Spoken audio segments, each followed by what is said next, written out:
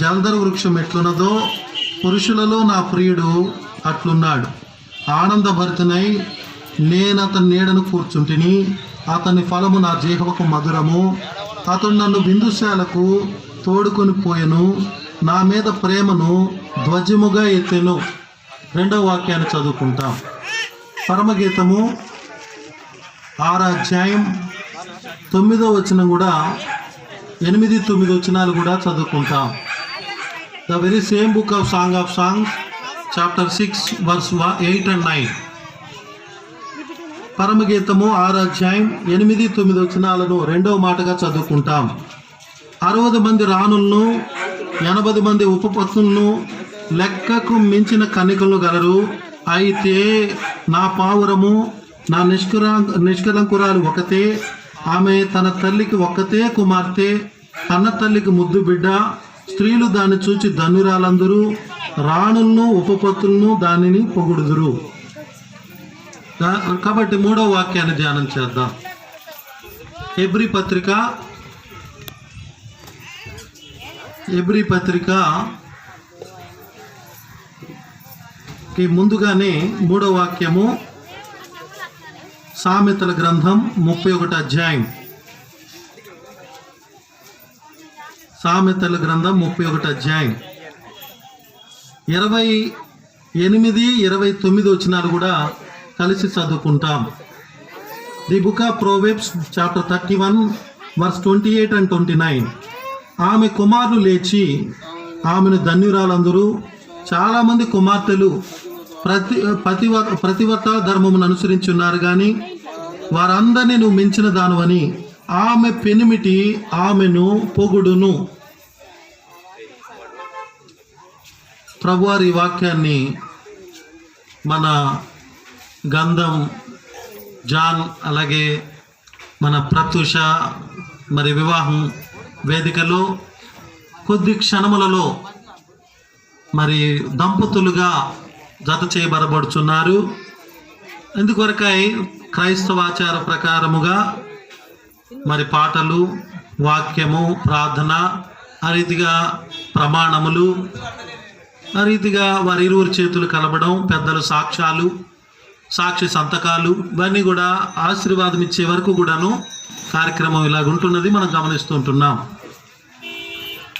కాబట్టి ఈ సమయంలో ఈ వాక్యాన్ని ఒక్క అర్ధగంట సేపు మనం ధ్యానం చేయగలిగితే ఇది వీరి కుటుంబానికి కూడా ఆశీర్వాదకరంగా ఉండగలదని నమ్ముతూ ఉంటున్నాం.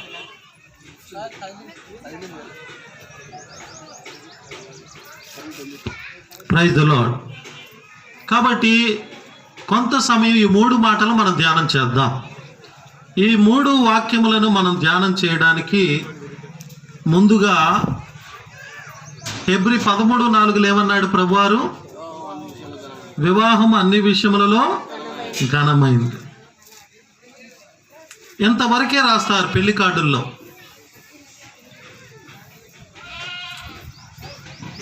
వివాహము అన్ని విషయములలో ఘనమైనది అని రాస్తారు, కానీ ఇంకా కంటిన్యూషన్ ఉంది. వాక్యం ఏమని ఉంటుంది?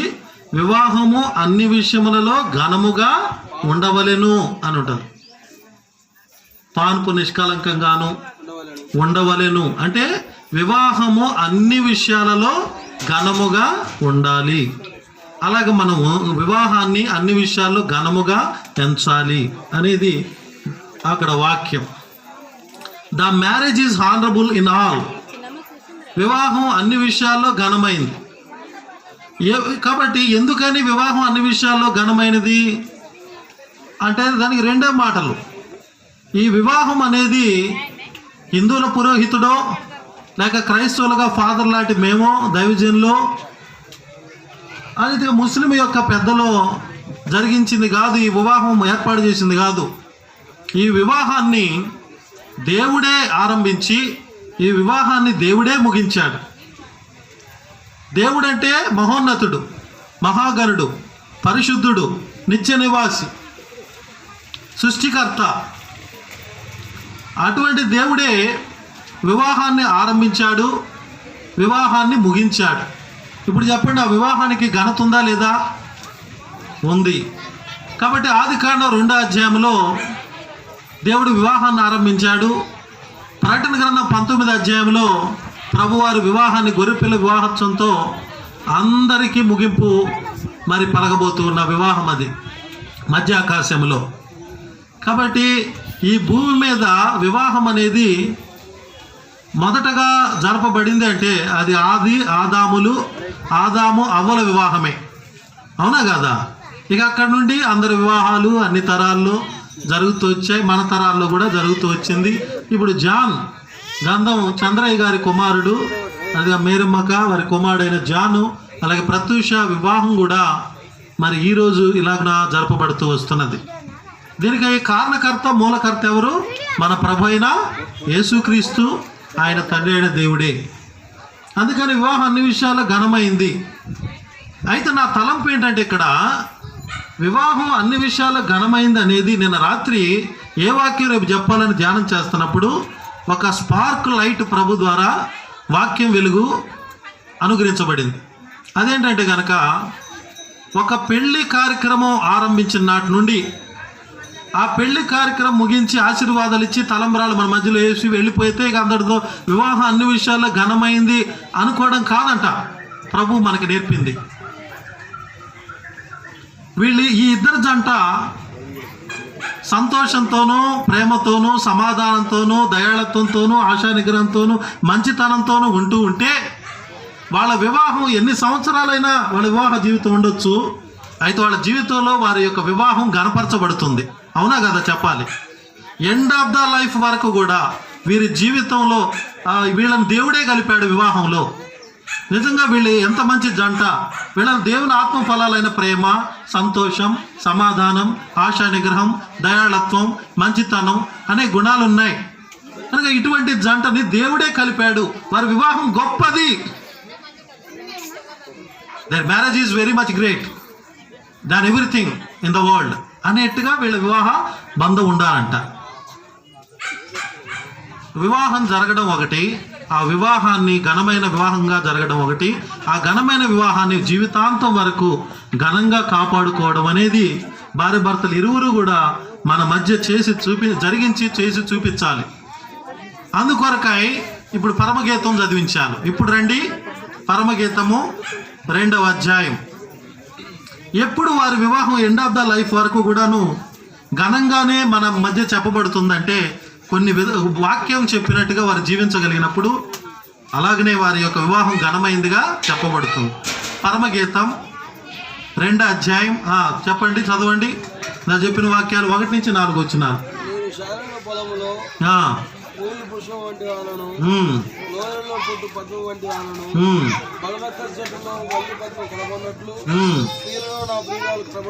చాలండి. ఫస్ట్ జాన్ అనుకోవాలంట ఏమంటే కనుక బలు రక్కసి చెట్లలో వల్లి పద్మము కనబడుచున్నట్టుగా స్త్రీలలో నా ప్రియురాలు అలాగూ కనబడుతున్నాయి. నిజంగా స్త్రీలు పురుషులు అనేవాళ్ళు ఒక మైండ్తో ఉంటే ఇన్ని గొడవలు ఎందుకు? చెప్పాలండి. ఒక మైండ్తో ఉంటే ఇన్ని గొడవలు ఎందుకు ఉంటాయి? అందుకని రకరకాలైన మైండ్ ఆలోచనలు, రకరకాలైన తలంపులు, రకరకాలైన జీవన శైలి కలిగిన వాళ్ళు పురుష స్త్రీలు. అలాగే జాన్ జీవితంలో ఈరోజు వివాహం జరిగించిన కాడ నుండి అతనికి ఎంతోమంది స్త్రీలు ఆయన జీవితంలో ముగించే వరకు కూడాను ఉద్యోగాలు చేసే దగ్గర కానీ, అలాగే ఇంటి దగ్గర కానీ, మన ఇందిరా కాలనీ గాంధీనగర్లో కానీ, అలాగే మన మందిరం యెహోవా ప్రార్థనా మందిరం కానీ, రేపటి రోజున వారు హైదరాబాద్లో ఉన్నప్పుడు అక్కడైనా కానీ, ఇంకెక్కడైనా ఉండని అక్కడ కానీ స్త్రీలు ఆయన కనబడుతున్నప్పుడు ఆయన ఏమని భావించాలంటే వారి బలు రక్క చెట్లే, అయితే నా భార్య వల్లి పద్మం అని చెప్పగలగాలి. అతను ఏమని చెప్పగలగాలి? నా భార్య వల్లి పద్మం. లేదంటే ఇంటికి రాగాలి గొడవ. ఏంది నువ్వు అటే చూస్తున్నావు? ఇక్కడ స్టార్ట్ అవుతుంది. ఇక ఆ స్టార్టింగ్ని ఆయన కంట్రోల్ చేయడం చాలా కష్టం. అది కొన్ని రోజులు పడతాయి. తర్వాత మళ్ళీ ఇంకో చోట అదే జరిగిన తర్వాత మళ్ళీ ఆమె అడుగుద్ది, ఏందంట ఆ ఇంటికి వెళ్ళి వస్తున్నావు ఇట్లాంటి మాటలు. అందుకని అమ్మా నువ్వు వారందరినీ కూడా చాలామంది ప్రతివతా ధర్మం పాటించే వాళ్ళని చూశాను, కానీ నీవు వారందరినీ కూడా మించిన దానవు ప్రతివతా ధర్మంలో అని అని జాన్ చెప్పాలంట. అదే కదండి సామెతల గ్రంథం మనం చదివింది. ఎప్పుడు చెప్పగలుగుతాడు ఆ మాట? యెహోవా యందు భయభక్తులు గల స్త్రీ కొనియాడబడును. యెహోవా యందు భయభక్తులు గల స్త్రీ కొనియాడదు. యెహోవా యందు భయభక్తులు అంటే ఏంది? Discipline in life. కాబట్టి ఎప్పుడైతే భార్య డిసిప్లినరీగా తన జీవిత విధానాన్ని ఒక పద్ధతి ప్రకారంగా కుటుంబ జీవితాన్ని నడుపుకోగలదో, ప్రార్థన జీవితంతో కుటుంబం కట్టుకుంటుందో, ఉదయకాలం లేవగానే భక్సింగ్ 2 మాటలు చెప్పేవాడు, బిఫోర్ బెడ్, ఆఫ్టర్ బెడ్. మంచం నుంచి దిగిన తర్వాత ప్రార్థనతో దినం ఆరంభించాలి. మళ్ళీ మంచం మీదకి వెళ్ళేలోపు మళ్ళీ ప్రార్థనతో దేవుని స్తుతించుకుంటా మళ్ళీ విశ్రాంతి తీసుకోవాలి. ఈరోజు ఇలాంటి డైలీ జీవితం ఉండాలంట క్రైస్తవ బిడ్డలకి. ప్రార్థనతో దినాన్ని ఆరంభించి ప్రార్థనతో దినాన్ని ముగించాలంట. కాబట్టి ప్రతిరోజు కూడా వారి కుటుంబ జీవితంలో ఫ్యామిలీ ప్రేయర్స్, కుటుంబ ప్రార్థనలు అనేవి కలిగి ఉండాలి. ఆ కుటుంబ ప్రార్థన ద్వారా వారి మధ్య దేవుడే మధ్యవర్తి, వారి యొక్క విషయాల్లో దేవుడే అన్ని విషయాల్లో క్షేమం కలిగిస్తూ వస్తాడు ఆ దినం. అట్లాగే దినాలు, వారాలు, నెలలు, సంవత్సరాలు గడిచే కొంది వారి యొక్క జీవితం, కుటుంబ జీవితం సంతోషకరంగా ఉండగలదు. అవునా కాదా? తర్వాత 2వ వాక్యం. ఇప్పుడు ఏమేమని చెప్పాలో చూద్దాం. పరమగీతము 2వ అధ్యాయం 3వ వచనం. అడవి వృక్షములలో జల్దర వృక్షం ఎట్లున్నదో పురుషులలో నా ప్రియుడు అట్లున్నాడు. కాబట్టి అడవి వృక్షాలు చాలా ఉంటాయి. మన అడవుల్లోకి పోతే అందులో బ్రహ్మదేవుడి చెట్లు ఉంటాయి, ముండ్ల చెట్లు ఉంటాయి, మరో రక్కసి చెట్లు అంటే పొడగాటి చెట్లు ఉంటాయి, ముళ్ళు గల చెట్లు ఉంటాయి. పురుషులు కూడా మిగతా వాళ్ళందరూ కూడా అలా కనపడి తనకి దేవుడి అనుగ్రహించిన జాను మాత్రం ఎలా కనపడంట? జల్దరు వృక్షం అంటే యాపిల్ పండ్లా కనపడాలి. అలాంటి సాక్ష్యం ఆ జీవితాంతం ఇవ్వగలగాలి. అలాంటి సాక్ష్యము మన ప్రత్యూష తన జీవితాంతం కూడా ఇవ్వగలగాలి. కాబట్టి అంటే మనం ఎలా ఉండాలి? అడవి వృక్షాల్లాగా ఉండకూడదు. అడవి వృక్షాలు మనం వెళ్తున్నప్పుడు వస్తున్నప్పుడు కొన్నిసార్లు గీసుకుంటాయి, గాయాలు అవుతాయి. మరి గాయాలుగా తగిన ముందు కరెక్ట్ టైంకి పడకపోతే ఏమంటే చీము పట్టుద్ది.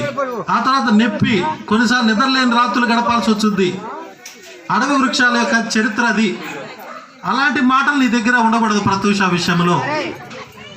ఎందుకంటే బైబిల్ చెప్తుంది సామెతలు 12:28 ప్రకారం కత్తిపోటు వంటి మాటలు, కీర్తన 55:22 ప్రకారం ఆ అంబులు సోలములు వంటి మాటలు, కీర్తన 57:2 ప్రకారం కోపద్రేకమైనటువంటి మాటలు.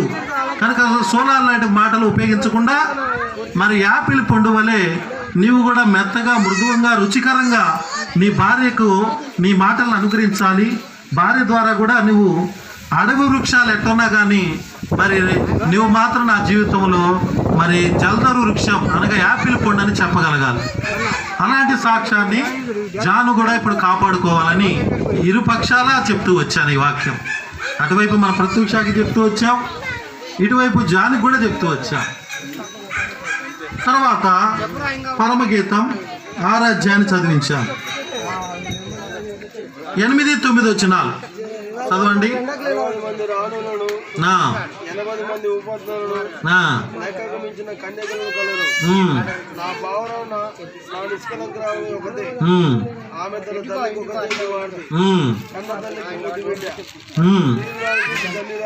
చాలండి. రాణులు ఉపపత్నులు దాన్ని పొగడదు. 60 మంది రాణులు, 80 మంది ఉపపత్నులు సొలొమోనుకు ఉన్నప్పటికీ ఒక్క ఆమె గురించి మాత్రం గొప్పగా చెప్తున్నాడు. ఎవరామె? షోలమ్మతి. ఏమని చెబుతున్నాడు ఆమె గురించి? ఆమె మరి కన్న తల్లికి ముద్దు బిడ్డ, ఆమె పావురము, నిష్కలంకురాలను. జీవితాంతం కూడా ఇటువంటి సాక్ష్యాన్ని భర్త చెప్పినట్లుగా నీవు జీవించదువుగాక, అలాగూ ప్రభుకి నిన్ను నీవు అప్పగించుకుందువుగాక. ఎందుకంటే మీరందరూ కూడా బాప్తిసం పొంది ప్రభు రక్షణలో ఉన్న బిడ్డలు, అలాగన ప్రభుకి అప్పగించుకొని ఆ రీతైన జీవితం మీరు జీవించాలని ఈ యొక్క పరమగీతం 6వ అధ్యాయం 7-9 వచనాలు చదివిస్తూ వచ్చాను. నిన్ను కూడా నువ్వు పావురము, నిష్కలంకురాలు కనుక అని ఆయన సాక్ష్యం ఇచ్చి స్త్రీలందరూ కూడా ధన్యురాలంటారు నిన్ను అని చెప్పి సాక్ష్యాన్ని నువ్వు కూడా పొందాలని ఈ వాక్యాన్ని చదివిస్తూ వచ్చాను. తర్వాత సామెతల గ్రంథం 31వ అధ్యాయం 3వ వాక్యం ఏంటి? 31వ అధ్యాయం చదవండి. ఆఖరి వచనం 28-29. ఆమె కుమారులు లేచి ఆమెను ధన్యురాలందరూ. ఏమండి, మనం వివాహం చేశాం, ఇందరు అయిపోలేదుగా. ఒకళ్ళని దేవుడు ఇద్దరు చేశాడు, ఈరోజు చేయబోతున్నాడు. రేపు ఇద్దరు ముగ్గురు అవుతారు, ముగ్గురు నలుగురు అవుతారు. కాబట్టి ఆమె పిల్లలు కూడా, వారి పుట్టిన బిడ్డలు కూడా తల్లిదండ్రుల్ని అనాలండి, తల్లిని ఆమె ధన్యురాలు.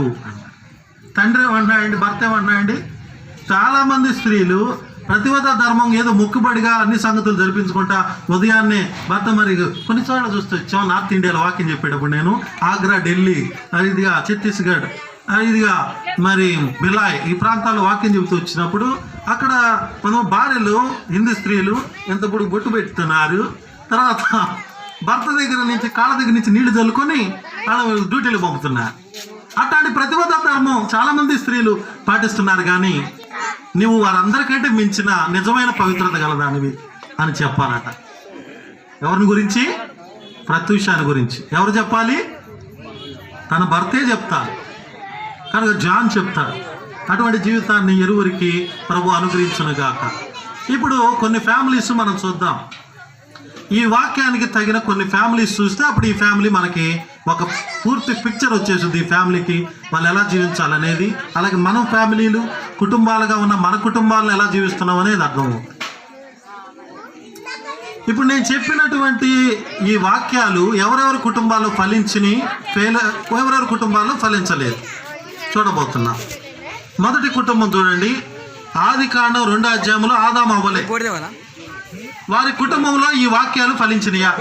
ఇదిగో ఇక్కడ అర్థం చేసుకొచ్చారు. ఏం పేరు నాయన పేరు? నేను మా ఆంధ్ర రాష్ట్రం అతనే కాబట్టి ఇతన్ని అడుగుతున్నా, చెప్పయా ఈ వాక్యం. ఇప్పుడు మనం చెప్పుకున్న ఇది స్త్రీ భార్య భర్త గురించి ధన్యురాలు అంటాం, భర్త భార్య గురించి ధన్యురాలు అంటాం అనేది ఆదాము అవ్వ కుటుంబంలో జరిగిందా? జరగలేదా? జరగలేదు.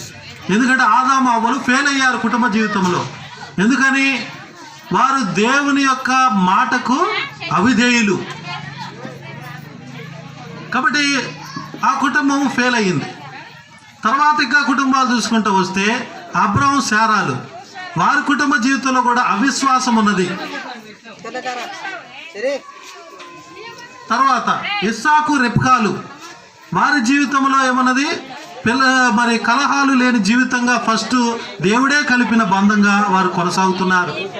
అయితే పిల్లలు వచ్చినప్పుడు ఒకళ్ళ పక్షంగా ఒకళ్ళు మాట్లాడి పిల్లల్ని మరి కోపద్రేకులుగా ఒకరి మీద ఒకరు ద్వేషం కలిగించే వారిగా పెంచుకున్నారు.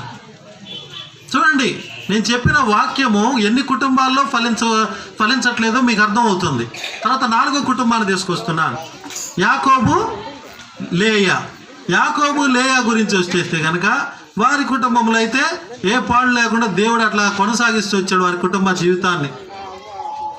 అయితే యాకోబు, రాహేలు వచ్చేసరికి మాత్రం చాలా సంగతులే ఏర్పడ్డాయి. ఎందుకంటే పిల్లలు లేనప్పుడు భర్త మీద సనిగింది, గొణిగింది, కోప్పడింది. ఆయన ఏమన్నాడు? నేను దేవునికి ప్రతిగా ఉన్నానా? దేవుడు ఇవ్వాలి కానీ మనకు బిడ్డలు నేనే ఇవ్వగలను, భక్తుడు కాబట్టి. తర్వాత ఆ సందర్భం అయిన తర్వాత కుల దేవతలు కొన్ని ఉంటే ఆ విగ్రహాలు కూడా భర్తకు తెలియకుండా దాపెట్టింది. అలాగే ఈనాడు కొంతమంది వివాహ జీవితంలో భర్తకు తెలియకుండా చాలా విషయాలు దాపెట్టి ఉంటున్నారు. చాలా విషయాలు ఈ రోజుకు కూడా నేను చెప్తున్నాను, పరిశుద్ధాత్మ సహాయంతో భర్తకు తెలియకుండా చాలా విషయాలు దాపెట్టి ఉంటున్నారు. ఒకటి గుర్తుపెట్టుకోండి, ఈరోజు దాపరికమే కానీ రేపు ఒకరోజు బయలుపడతాయి. ఆ రోజు సంగతులు వేరుగుంటాయి. అందుకని అదేదో యథార్థంగా ఉంటే మీరిద్దరు ఫలిస్తారు. ఎందుకంటే యథార్థవంతుల గుడారము వర్ధిల్లు అని రాయబడింది.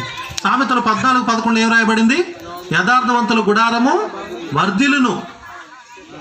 అందుకని ఈరోజు దాపరికం చేస్తే ఆ రోజుకి, ఆ నెలకు, ఆ సంవత్సరం దాపరికం చేయగలవు. కానీ మత్తయి సువార్త 10వ అధ్యాయం ఒకటి ఉంది. ఏంటంట? మనం చెవుల్లో చెప్పుకున్నవి ఇంట్లో చెప్పుకుంటే పబ్లిక్ అయిపోతాయి అంట. ఎవరో కాదు చేసేది, మీ కుటుంబ సభ్యులే చేయాల్సి వచ్చింది కొన్నిసార్లు పబ్లిక్. అందుకని అదేదో లేకుండా యథార్థంగా ఉన్నారనుకో ఇద్దరు, మీకు భవిష్యత్తు అర్థమవుద్ది. మనం ఎలా జీవించాలి, మనలో ఏ పొరపాట్లోనే అర్థమయ్యి అప్పుడు యథార్థమైన గుడారం కొన్ని సంవత్సరాలు కట్టబడి వర్ధిల్లటం ప్రారంభించింది.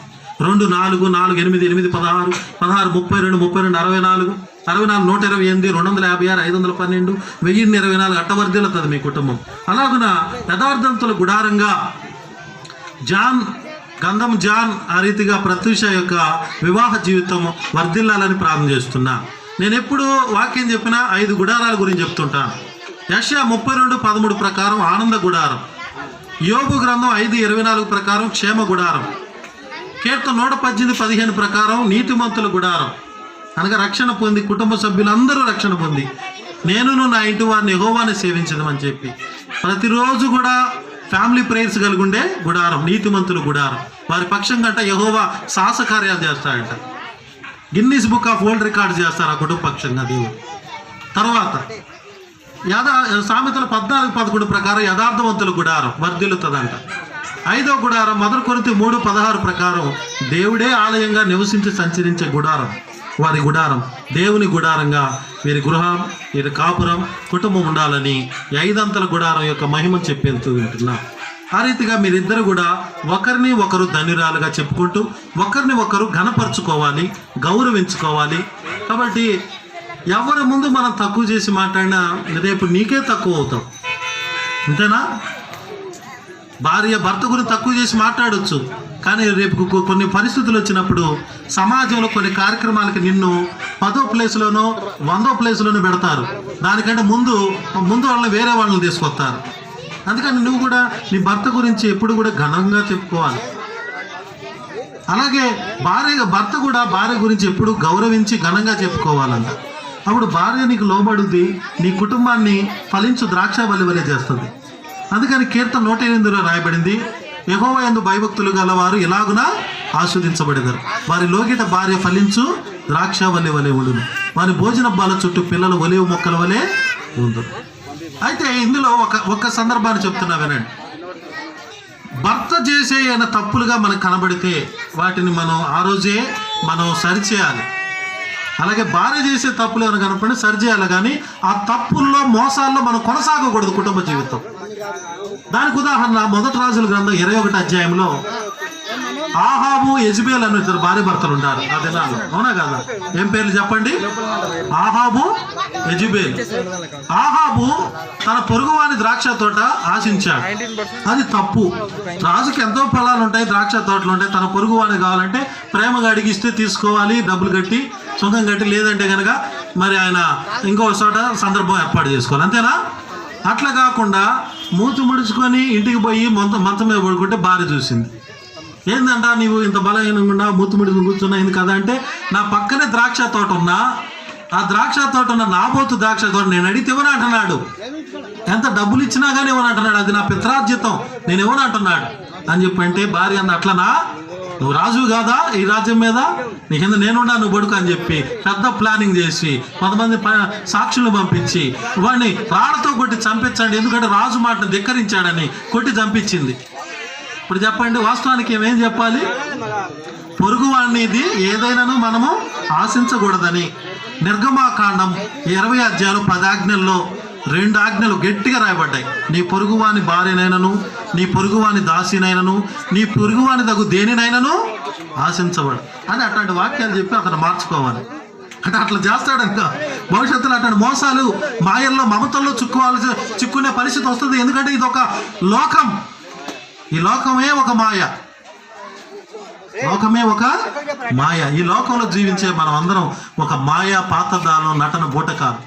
అందుకని మనం చాలా దేవుని వాక్యం, పరిశుద్ధ వాక్యం పరలోకం నుండి దేవదూతల ద్వారా ఇవ్వబడింది ఈ గ్రంథం. అనేక మంది ప్రవక్తలు ప్రవచించి మన చేతికి రాబడింది ఈ గ్రంథం. కాబట్టి ఈ గ్రంథంలో మనం గౌరవించి గ్రంథాన్ని గణపరిచినప్పుడే మన కుటుంబ జీవితం కూడా గణపరచబడుతుంది. ఆ రీతిగా ఒక దేవుని యెహోవా యందు భయభక్తులు గలవారై మీ కుటుంబము వర్ధిల్లాలని, ఇందాక చెప్పినటువంటి 5 అంతల గుడారం యొక్క ఆశీర్వాదం మీ కుటుంబం మీదకి రావాలని మరి గంధం జాన్ అలాగే ప్రత్యూషాన్ని ఆశీర్వదిస్తూ, ఈ ప్రాంతంలో నిజంగా 4-5 సంవత్సరాలు మరి సేవ చేస్తూ వచ్చాను. మరి మన యెహోవా ప్రార్థన మందిరం తరపున మరి ఈ సందర్భంలో దానియేలు కృష్ణ కూడా మరి ప్రభునందు నిద్రించడం ఈ సంవత్సరం కొంత బాధాకరమే అయినప్పటికీ ఆయన మరి కుటుంబానికి కొరకై కొంత ప్రయాసపడ్డాడు. ఆయన కూడాను మరి కొన్ని విషయాలు కూడా మాట్లాడే సందర్భాలు ఉన్నారు. ఆ రీతిగా ఈ గృహంలో మరి జాన్ వారి యొక్క తల్లి మరి ఎంతో గొప్ప ప్రార్థనా పరురాలు. ఆమె గురించి ఆ సాక్ష్యం చెప్పి నేను ముగిస్తాను. ఇప్పుడు దాకా మీరు దేవుని వాక్యం ఉన్నారు, ఒక 2 మాటలు వీరి తల్లిగారి గురించి చెప్పి నేను ముగిస్తాను. గంధం మేరమ్మ గారు ఆ రీతిగా, లేక మీకు తెలిసిన పేరు గంధం కొండమ్మ గారు. బాప్తీసం ఇచ్చిన తర్వాత ఏం పేరు అయింది? గంధము మేరమ్మ గారుగా చేయమని. ఇప్పుడేం జరిగింది? ఆమె బాప్తీసం పొందక ముందు ఆమె జీవించిన జీవితం మీ అందరికీ తెలుసు. ఇందిరా కాలనీకి తెలుసు, మరి మదర్ తెరెసా కాలనీకి తెలుసు, మన ప్రాంతం వనపర్తికి తెలుసు. ఆ తర్వాత మేము ఆమె గురించి మరి ఆమె బర్యలన్నీ నేనే చేశాను వీళ్ళ గృహంలో. ఆమె రక్షణ పొంది ఈ యొక్క మందిరం ఏర్పాటు చేయబడటానికి కారణం అవన్నీ కూడా మేము తెలుసుకుంటూ వచ్చాం. ఒకసారి ఎలా అంటే, నేను డిఎంఆర్ఎల్లో వాక్యం చెప్పడానికి నాకు ఇన్విటేషన్ వచ్చినప్పుడు జాన్ని కూడా ఆ సంఘానికి ఆహ్వానించాం. ఎందుకంటే హైదరాబాద్లో జాన్ చేసే ఉద్యోగం కూడా దగ్గరలోనే ఉంది. అప్పుడు జాన్ ఆహ్వానిస్తే జాను వచ్చాడు ఆదివారం సండే. కూడికి అంతా వాక్యం అంతా అయిపోయింది, కూడికి ఆరాధన ప్రభు వల్ల అన్నీ వాక్యం యవనస్తుల మీటింగ్ అన్నీ అయిపోయినాయి. లాస్ట్లో సంఘ పెద్దలు కొందరు ఉన్నారు, 11-7 మంది ఉన్నారు ఆ మందిరంలో. పెద్ద మందిరం అది, 2వ హెబ్రోన్ అంటారు ఆ మందిరాన్ని. అప్పుడు జాన్ గురించి చెప్తూ యవనస్తుడండి, వీళ్ళ తల్లిగారి పేరు గంధము మరి కొండమ్మ గారు, ఆ రీతిగా మరి ఎస్టేరమ్మ అనేటువంటి 2 వ్యక్తులు మరి ఈ మందిరంకి వచ్చేవాళ్ళంట, మాకు తెలిసింది అని అన్నాం. అవునండి, నిజమే ఆ మాట. వారు మా దగ్గరే చాలా విషయాలు నేర్చుకున్నారు.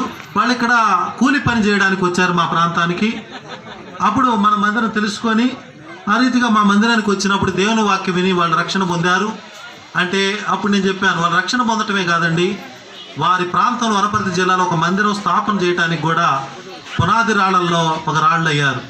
కనుక గంధం మేరమ్మ గారు, ఆ రీతిగా ఆమె యొక్క మంచి స్నేహితురాలు గంధం మరి ఎస్తేరమ్మక్క, ఆ రీతిగా మరి దానిల కృష్ణన్న, ఆ రీతిగా మరి ఎస్టేరక్క, మరి ఆమె కూడా ఈ సంవత్సరం ప్రభునందు కేడిఆర్ ఎస్తేరమ్మ, ఆమె కూడా ప్రభునందు ఈ సంవత్సరం నిద్రించింది. నేను మౌలాలను కలిసాం, మరి ఆదరించాను నేను ప్రసంగి సంఘ పెద్దలం.